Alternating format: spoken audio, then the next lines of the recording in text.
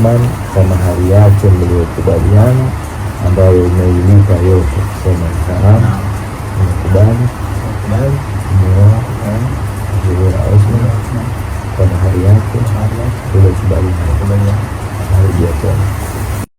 Bwana mfalme wa Bongo Flava na malkia wa Bongo Flava wameamua kuhalalisha jambo lao bana. Kama unapomwona bro hapa anaahidi kumwoa bibi Zuhura kwa mahari alikubaliana. Ngoja nasogezee klipu Zuhura akiwa anajitamba kwamba mlisema siolewi, sasa nimeolewa. Hii hapa. Mume wangu.